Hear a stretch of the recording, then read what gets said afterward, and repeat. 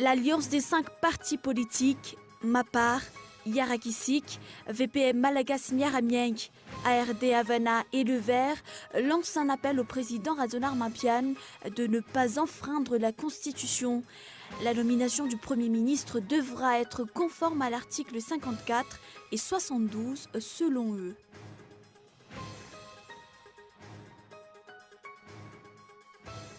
Un éboulement a fait 3 morts dans le quartier de Tiadanambouidé vers 1h du matin. Le mur de soutènement s'est effondré sur 4 maisons. Le premier corps a été découvert par les pompiers vers 5h30.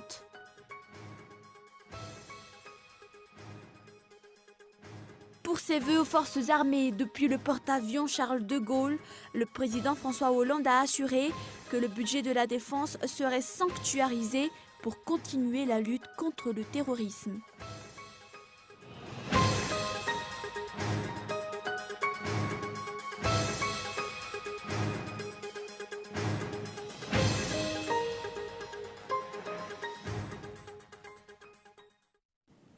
Bonsoir à tous et bienvenue dans votre journal.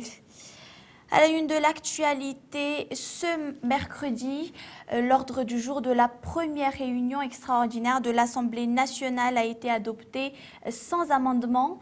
Le statut particulier des 3 grandes villes, la représentation de l'Assemblée nationale au sein de la Haute Cour de justice, ainsi que la loi organique portant sur la création du Sénat seront au programme.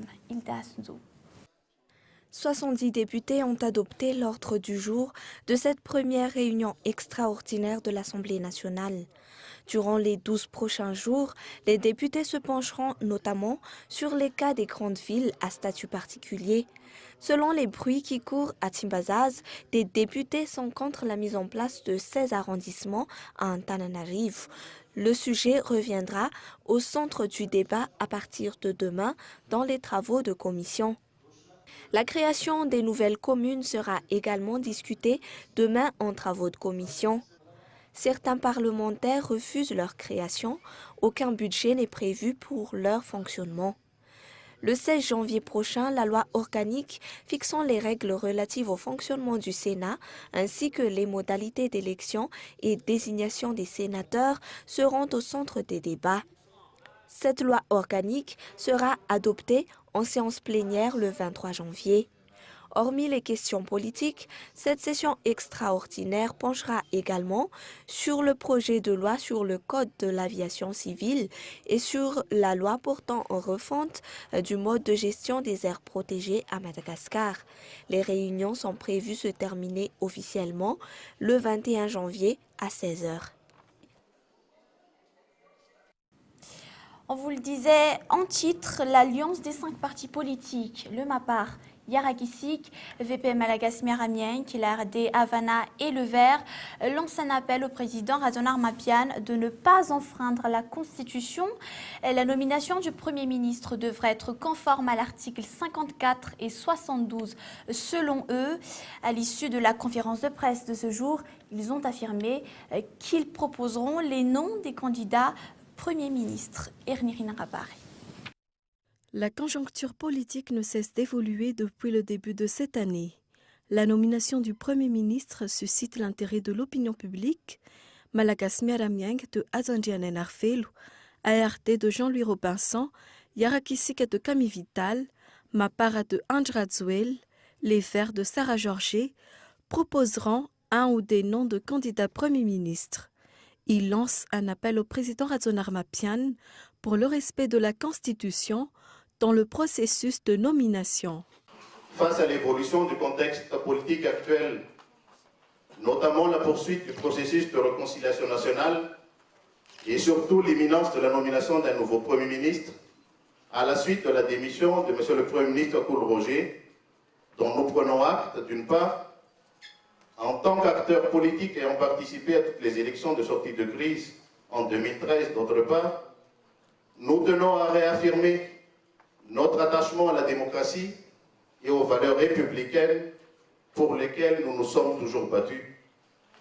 D'ailleurs, c'est pour cette raison que nous nous sommes rendus à Mahamas le 25 janvier 2014 à l'occasion de l'investiture du premier président de la 4e République consacré par l'arrêt numéro 10 du 17 janvier 2014 et au Palais d'État d'Yaoundé le 9 janvier 2015, car nous reconnaissons que des élections démocratiques ont eu lieu à Madagascar et qu'un nouveau régime a été porté au pouvoir et une nouvelle Assemblée nationale a été mise en place, suivant l'arrêt numéro 11 CES du 6 février 2014, et ce dans un cadre légal bien défini, au premier rang desquels se trouve la Constitution de la 4e République et ses textes subséquents. Le groupement politique MAPAR, ayant obtenu 49 sièges réunis au sein de l'alliance politique composée du groupe VPMMM, 15 députés, du parti Havana RD, 5 députés, du parti Vert As Madagascar, 5 députés, de l'organisation politique Nyaraxique, 6 députés, totalisant 80 députés, représentent la majorité parlementaire.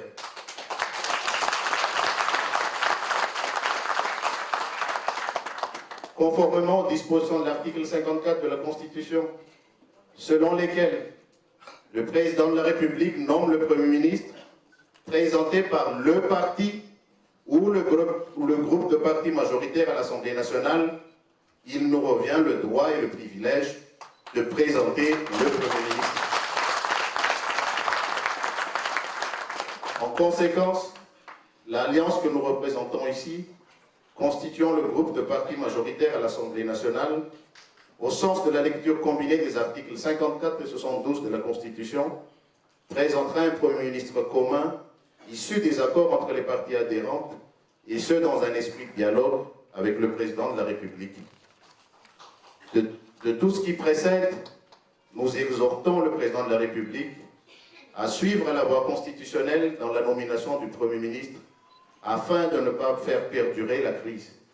C'est le seul moyen d'assurer la stabilité politique à Madagascar et surtout d'emprunter enfin le chemin du développement que tout le peuple malgache espère. Des bruits ont circulé que le président Razonarma Pian a déjà choisi le nom du Premier ministre. Si cette information est confirmée, l'article 54, stipulant que le président de la République nomme le Premier ministre présenté par le parti ou le groupe de partis majoritaires à l'Assemblée nationale, n'a pas été respecté. Cet article ne mentionne pas que les groupes parlementaires collectant la majorité des signatures des députés sont habilités à proposer le nom d'un Premier ministre. En vertu de la Constitution, les 5 partis politiques affirment que ce sont eux qui détiennent la majorité parlementaire. Ils rappellent que l'article 72 de la Constitution prévoit la déchéance des députés caméléons, faisant clairement allusion aux habitués de la girouette politique. Malagasy Ramieng, ARD, Yarakisik, MAPAR et les Verts chargent ainsi à l'agissement de certains parlementaires qui ont changé de camp et gonflé le rang des adversaires de son parti. Le président de l'Alliance des 5 partis politiques demande une rencontre avec le président Razonarma Pian pour solliciter son avis. Le lieutenant-colonel Charles Ndjenaswa est de retour au pays après avoir suivi un long traitement médical à La Réunion durant 3 ans. Il aura été un des 5 premiers détenus politiques ayant bénéficié de la grâce présidentielle le 24 décembre dernier. À son arrivée, Charles Ndjenaswa a présenté des vifs remerciements à tous ceux qui l'ont aidé. Sora Kotinji. La famille du lieutenant-colonel Charles l'a accueilli avec joie à l'aéroport d'Ivat cet après-midi. Son avion en provenance de La Réunion, où il a suivi un traitement médical de 3 ans, a atterri vers 13h. Vu la situation politique actuelle, le lieutenant-colonel n'a pas voulu parler de politique. Charles Ndjenaswa fait partie des 5 détenus politiques ayant eu la grâce présidentielle le 24 décembre dernier. Cet homme est devenu populaire depuis les événements de 2009. Il a été ensuite incriminé dans le projet de coup d'État du 17 novembre 2010 au Bani Ivatu. Il a été écroué à Tiafa le 26 novembre 2009. Pour des raisons de santé, il a été hospitalisé à l'île de La Réunion. Ce lieutenant-colonel a été condamné à perpétuité après l'affaire de 2009. La mise en œuvre du processus de réconciliation nationale est une étape importante garantissant la stabilité politique d'après Robert Yamate, ambassadeur des États-Unis. Il en est de même sur la mise en place de la bonne gouvernance et de l'état de droit. Ce sont parmi que le nouveau ambassadeur a mis en exergue lors de la présentation de la lettre de créance au président Razan Armapian ce jour à Yavlou. Dans l'actualité également, le prix des produits de première nécessité flambe depuis le début de cette année. Le kilo du riz local et Makaliouk s'achète par exemple à 1400 ariars contre 1250 ariars il y a près de 2 semaines. À part la révision du prix des carburants à la pompe, cette hausse s'explique par le mauvais état des routes causé par les intempéries. Lily Rabiat. Il serait quasi impossible de maintenir le taux d'inflation à 7% toute l'année avec la flambée des prix sur le marché. Hormis la dépréciation de l'ariar, la dernière hausse des carburants a eu des impacts sur le prix des produits de première nécessité. Le riz local et Makaliouk, par exemple, connaît une hausse de 150 ariars par kilo. Son prix est passé de 1250 ariars à 1400 ariars. Pour le sucre et l'huile de table, une hausse de 200 ariars a été constatée. À cause de la baisse du pouvoir d'achat des ménages, les marchands sont contraints de stabiliser les prix. La situation génère des pertes s'élevant jusqu'à 50% d'après l'explication de Rakutnian Alain. Les intempéries enregistrées ces derniers jours ont également eu des répercussions sur le prix des légumes. Le kilo des haricots verts et des pommes de terre est fixé à 1500 ariars contre 800 ariars auparavant. D'après les marchands, cette hausse s'explique par le mauvais état des routes et le prix des carburants. La plupart des zones productrices sont actuellement enclavées. Dans les prochains mois, la situation va empirer sans des mesures palliatives de la part de l'État. Une révision du prix des carburants est prévue pour mars. Quant au processus de vérité de prix, elle reprendra à partir de juin 2015. Un éboulement a fait 3 morts dans le quartier de Tiad à Nambouidepen vers 1h du matin. Le mur de soutènement s'est effondré sur 4 maisons. Le premier corps a été découvert par les pompiers vers 5h30. Ce n'est qu'après 14 heures d'intervention que les 2 autres corps ont été retrouvés. Durant la période des pluies, les éboulements représentent une menace permanente pour plusieurs quartiers de la capitale. Et on fait le point. Un grand bruit a réveillé le quartier de Tsiadanambouidepen aujourd'hui vers 1h du matin. Un mur de soutènement d'environ 15 mètres s'est effondré. 4 maisons ont été totalement ensevelies. 5 sur les 8 personnes habitant les lieux sont sorties sains et saufs. 3 personnes ont perdu la vie. Les sapeurs-pompiers ont commencé leur intervention vers 2h du matin. Le corps de la première victime, une fillette de 13 ans, a été découvert 3 heures plus tard. Jean-Claude Rangenarvel, père de la victime, raconte. Il n'a pu sauver que sa femme et la reste de la fratrie. Épuisé, il n'a pu sortir à temps sa fille aînée. Quant aux 2 autres victimes, 2 étudiants d'une vingtaine d'années, les pompiers n'ont découvert leur corps qu'après 14 heures d'intervention, soit vers 16h30. Avec le taux de pluviométrie actuel, l'éboulement est une menace permanente pour plusieurs quartiers de la capitale. Cet éboulement a été enregistré entre le 31 décembre au 9 janvier 2015, d'après les statistiques. En début de semaine, 15 maisons ont été prises dans un éboulement de terrain dans le quartier d'Andouaran Tsimbazaz.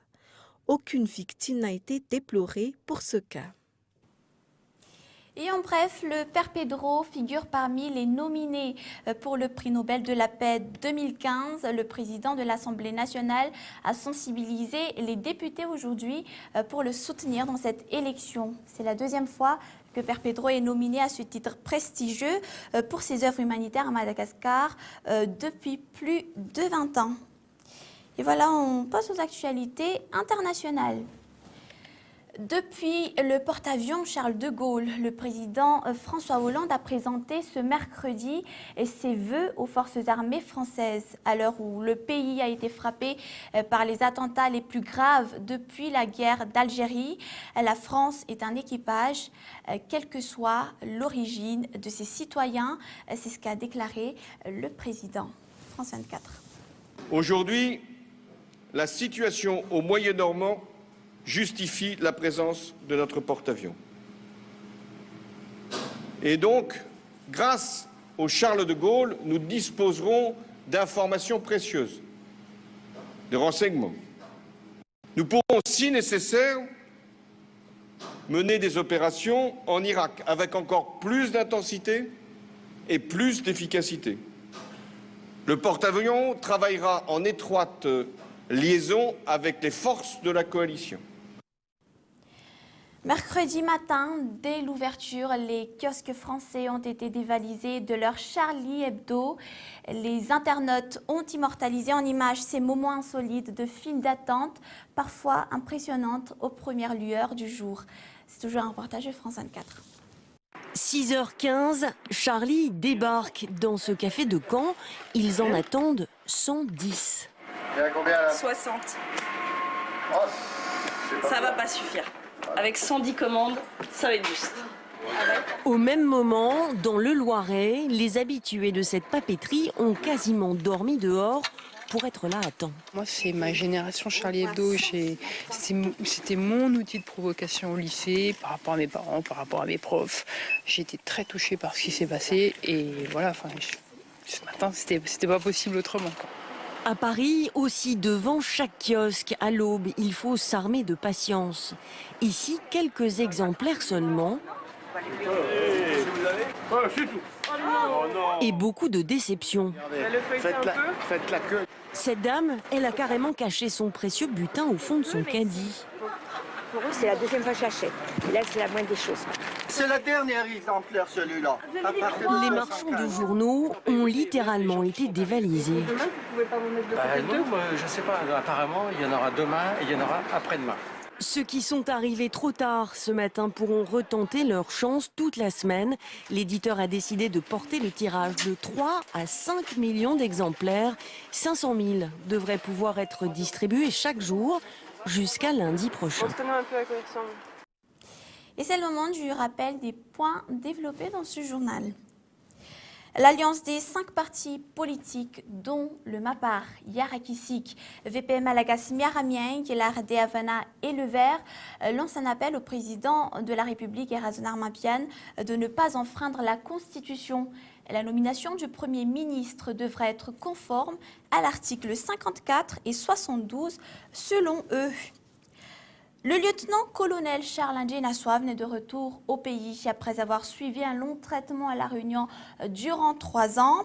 Il aura été un des 5 premiers détenus politiques ayant bénéficié de la grâce présidentielle le 24 décembre dernier. Et enfin, un éboulement a fait 3 morts dans le quartier de Siadanabouidépen vers 1h du matin. Le mur de soutènement s'est effondré sur 4 maisons. Le premier corps a été découvert par les pompiers que vers 5h30. Ce n'est qu'après 14 heures d'intervention que les deux autres corps ont été retrouvés. Visitez notre site tv.cool.mg pour revoir dans son intégralité ce journal. Mais voilà, dans un instant, comme tous les soirs, vous allez suivre votre série Perception ainsi que 2 films. Le premier qui s'intitule Fury et le deuxième tard dans la soirée, pour ceux qui ne dormiront pas encore, bien évidemment, s'intitulera Annabelle. Et voilà, c'est la fin de ce journal. Merci d'être resté avec nous. On se retrouve demain, comme d'habitude, à 20h45, à partir de 20h45. Excellente soirée à tous. À demain. Au revoir.